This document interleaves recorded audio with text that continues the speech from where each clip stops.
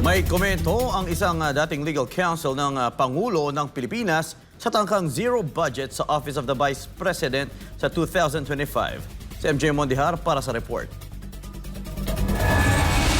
President, handa ako sa Office of the Vice President na magtrabaho kahit walang budget. Maliit lang yung opisina namin, maliit lang yung operations namin, kaya kayang-kaya namin na magtrabaho kahit walang budget. Nakarating kay Vice President Sara Duterte ang plano ng Kamara laban sa kanyang tanggapan sa susunod na taon. Ayon sa Vice, tanggap niya na kung ganito man ang desisyon ng House leadership at bahagi raw ito ng pag-atake laban sa kanya.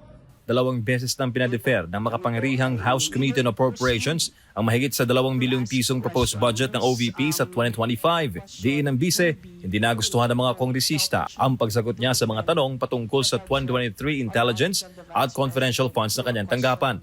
Ngunit para kay dating Chief Presidential Legal Counsel Sal Panelo, may kapangyarihan ng Korte Suprema para pamahalaan ang abuso sa mga ahensya ng pamahalaan. Kagaya na lamang ng plano ng Kamara sa tanggapan ni VP Sara.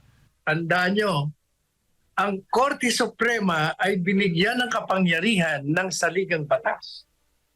Dati hindi. Ngayon, meron sila sa 1987 Constitution na anumang pang-aabuso ng isang sangay ng gobyerno, ng isang departamento, ng isang public official sa kanyang trabaho ay maaaring baliktarin ng Korte Suprema pag ito'y labag na. Ani Panelo, kung itutuloy man ang zero budget sa OVP, maliwanag na abuso ito sa diskresyon ng mga kongresista. Kaya kung ang gagawin po nila, tatanggalan na nila ng budget ang OVP, that is grave abuse of discretion. Kasi may discretion sila na mag-approve o disapprove. Pero kailangan reasonable. Dahil lang hindi pumunta at hindi sumagot, ay hindi yung grave, hindi yung abuso naman sa party ni Inday Sara yun. Tingin ni Panelo, dapat igalang ang tanggapan ng ikalawang pinakamataas na opisyal ng bansa kahit sino man ang nakaupo dito. Ang mga nakaupo ngayon sa Kamara, matatanda ang kaalyado pa ni VP Sara noong 2022 elections. Pero sadya raw na may mga taong nais manatili sa pwesto habang buhay. Kaya sinisiraan ngayon ayon sa Vice silang mga Duterte. Binibigay niya naman ang kanyang paliwanag.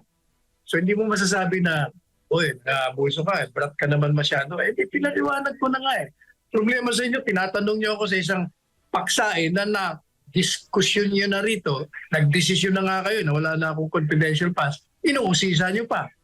Wala pang schedule kung kailan ulit isasalang sa pagdinig ng Kamara ang 2025 OVP proposed budget. Para sa Diyos sa Pilipinas kong mahal, MJ Mondihar, SB9 News.